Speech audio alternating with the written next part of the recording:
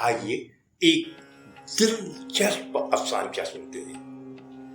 اسے تحریر کیا ہے اقبال خورشید نے۔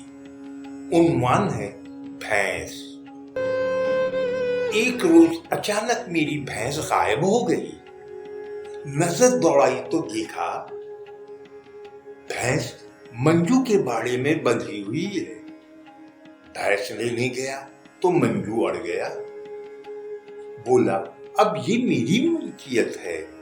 میں نے سمجھایا تو دھمکیاں دینے لگا۔ میں محلے داروں کو لے کر آ گیا۔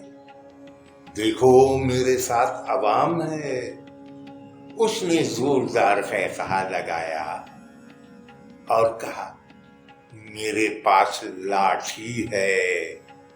اگلے ہی پل منجو نے لاٹھی میرے سر پر دے ماری۔ میں چکرا کر گر گیا۔ عوام ڈر کر بھاگ گئے۔ اس واقعے کے بعد لوگوں نے بھینس خریدنا ترک کر دیا اور اب صرف لاٹھی خریدتے ہیں۔ اقبال خورشید کا افسانہ سنتے ہیں۔ عنوان ہے جالی۔ وہ ادیب بننے کا خواہش مند تھا، لفظ سے دوستی نہ کر سکا تو دولت کو سیڑھی بنا لیا۔ کسی شاعر کی غزلیں خرید لی، اپنے نام سے چھپوا دیا۔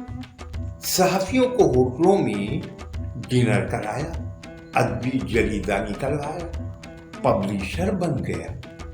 اب اسے ادبی تقریبات میں مدعو کیا جانے لگا۔ اپنے خرچ پر بیرون ملک منعقدہ سیمیناروں میں شرکت کرتا رہا۔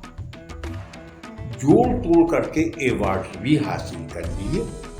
ایک روز اچانک دل رک گیا۔ تمام اخبارات نے اس کی موت کا تذکرہ کیا، مگر خبروں میں فقط کاروباری حیثیت کا حوالہ تھا، ادبی حیثیت کا کہیں ذکر نہ تھا۔ دولت کی سیڑھی اس کی کتابوں کی مانند جعلی نکلی۔ رضوان طاہر مبین کا افسانہ سنتے ہیں۔ عنوان ہے خبر۔ اس نے ڈگریاں تھامی بے روزگار نوجوانوں کے لیے آواز بلند کی۔ جلد ہی انہیں ملازمتیں مل گئیں۔ یومیہ اجرت پر کام کرنے والے پریشان تھے۔ جدوجہد کر کے ان کے مطالبات منظور کرا لیے۔ ایک محکمے کے ملازمین کا ہم آواز ہوا، ان کی تنخواہیں بڑھ گئی۔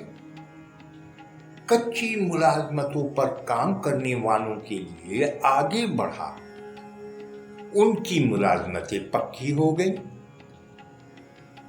ایک دن خود ملازمت سے نکال دیا گیا، لیکن کوئی بھی صدا بلند نہ ہوئی کیونکہ وہ ایک صحافی تھا۔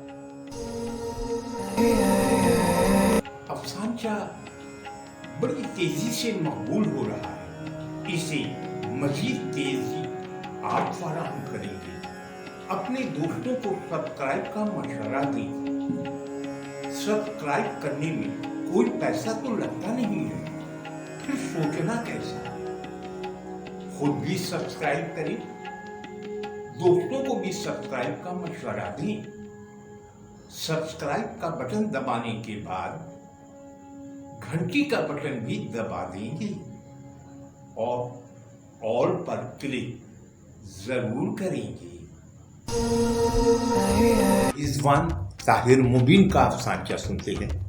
عنوان ہے پیمائش۔ بارش بہت تیز ہے۔ پیٹر نے کھڑکی کے شیشے سے دھندلاتا منظر دیکھ کر اندازہ لگایا۔ ہاں واقعی بہت تیز موسلا دھار بارش ہے۔ جان نے کھڑکی کھول کر ہاتھ باہر نکال کر یقینی لہجے میں کہا، بالکل بہت زوردار برسات ہے آج. ہیری نے صحن کے پکے فرش پر پڑتی ہوئی بوندیں دیکھ کر سب سے اتفاق کیا. ہم اپنے یہاں بارش کی پیمائش اس طرح نہیں کرتے. سمر بولا.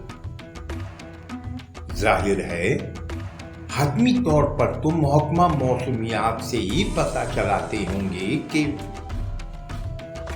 پیٹر نے ٹکڑا لگایا. نہیں، ہم سڑکوں پر جمع ہونے والے پانی سے اندازہ لگاتے ہیں. سمر نے جواب دیا. محمد جمیل اختر کا افسانچہ سنتے ہیں. عنوان ہے مجھے نہیں معلوم. آگے بڑھوں لیکن آگے اندھیرا ہے اور پیچھے بھی تاریکی ہے. دائیں طرف گھنا جنگل ہے. بائیں طرف کون جاتا ہے معلوم نہیں. ایٹم بم کس نے ایجاد کیا اور کیا سوچ کر ایجاد کیا؟ اوزون لیئر ختم ہو رہا ہے. گلوبل وارمنگ سے زمین جلنے لگے گی. کیپٹلزم میں دولت چند ہاتھوں میں سمٹ کر رہ جاتی ہے. معلوم نہیں انقلاب کیوں نہیں آتا. بھائی یہ 20 نمبر کی بس یہیں سے چلتی ہے. ایک نوجوان نے سوال کیا. مجھے نہیں معلوم. اب میں اپنا ہی ایک افسانچہ سنا رہا ہوں. عنوان ہے خواب. وہ نئی نویلی دلہن تھی. اچانک جنگ چھڑ جانے کی وجہ سے شوہر محاذ پر چلا گیا. اس نے خواب میں دیکھا کہ اس کا شوہر اپنے ہی خون میں ڈوبا جھاڑیوں میں پڑا ہے. روتے روتے اس کی آنکھیں ورم کر گئیں. وقت گزرا، جنگ ختم ہو گئی، لیکن وہ اپنا خواب کسی سے بیان نہ کر سکی. بس چپکے روتی. تبھی گھر میں خوشی کی لہر دوڑ گئی. اس کا شوہر لوٹ آیا تھا. وہ بھی خوش ہوگی، لیکن وہ کیا کرتی کہ خواب جھوٹا ہوتے ہوئے بھی اسے سچا لگ رہا تھا. ہاں، وہ خواب سچا ہی تو تھا.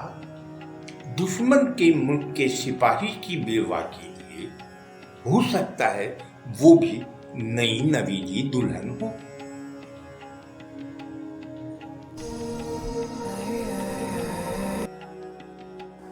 آداب. جناب پرویز بلگرامی نے سوال کیا ہے کہ ایک افسانچے میں کیا خوبیاں ہونی چاہیے. میرے نزدیک افسانچہ مختصر ہونے کے ساتھ ساتھ لازم ہے کہ پراثر ہو، دو ٹوک ہو، واضح ہو، ابہام پیدا نہ کرے اور اس کا کلائمیکس خصوصی اہمیت کا حامل ہو، یعنی وہ پڑھنے والے کو کچھ سوچنے پر مجبور کرے. اگلا سوال ہے کہ افسانچہ لکھنے میں کن باتوں پہ زیادہ توجہ مرکوز رکھنی چاہیے. تو اس کا جواب میں یہ دوں گا کہ لکھنے والا یہ بات پیش نظر رکھے کہ اس کا افسانچہ ایک کہکے پہ ختم نہ ہو، اسے فوراً ہی بھلا نہ دیا جائے، بلکہ وہ ایک اچھے افسانے کی طرح اثر رکھتا ہو اور پڑھنے والے کے ذہن میں اپنی یادیں چھوڑے. پاکستان میں افسانچہ بے شک کم لکھا گیا. اس کی کئی وجوہات ہو سکتی ہیں، مگر اب یہ چلن زور پکڑ رہا ہے. پرویز بلگرامی صاحب افسانچے لکھ رہے ہیں. ہمارے دوست مبشر زیدی نے افسانے لکھے. 100 لفظوں کی کہانیاں وہ بھی افسانچے کی صنف میں آئیں گی. سرور غزالی صاحب لکھتے ہیں. ابن عاصی لکھتے ہیں.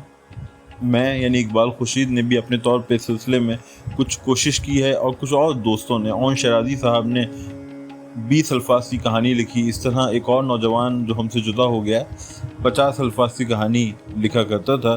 तो तजुर्बात हुए हैं लेकिन तसलसल के साथ नहीं हुए, नुमाया नहीं हुए, मगर अब जो अफसानचे के लिए परवेज़ बेग्रामी साहब काम कर रहे हैं उससे इम्कान पैदा हुआ है कि ये सिन्फ ज़ेरे बहस आएगी, आगे जाएगी। कहा जाता है कि सादत हसन मंटो ये काम कर चुका था। बिलाशुबा स्याह हाशिए एक बेहतरीन मिसाल है अफसानचों की, मुख्तसर कहानियों की।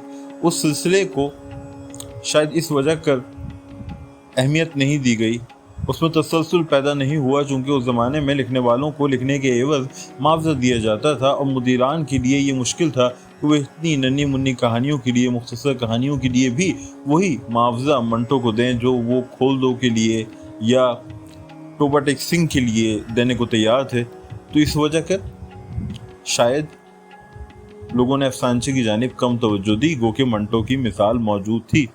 और मौलाना रूमी की गुलिस्तान बोस्तान से भी जो कहानियाँ हमारे पास आती हैं, हिकायात आती हैं, उनमें भी अफसानचे के इम्कानात थे। लेकिन जैसे मैंने आपसे अर्ज़ किया कि जब अफसाना लिखने का मुआवजा मिल रहा हो, जब अखबार में एक मखसूस जगह हो जिसे भरना लाजिम हो, और साथ ही डाइजेस्ट में सफ़ात की तनासुब से, अल्फाज के तनासुब से मुआवजा दिया जा रहा हो, तो तवील लिखने का चलन ही ज़ोर पकड़ेगा, और ऐसा ही हुआ। बहरहाल अब इस सिलसिले में कुछ दोस्त कोशिशें कर रहे हैं। फेसबुक आने से, ट्विटर आने से बड़ा फ़र्क पड़ा है और मैं उम्मीद रखता हूँ कि इसमें मज़ीद बेहतरी आएगी। शुक्रिया।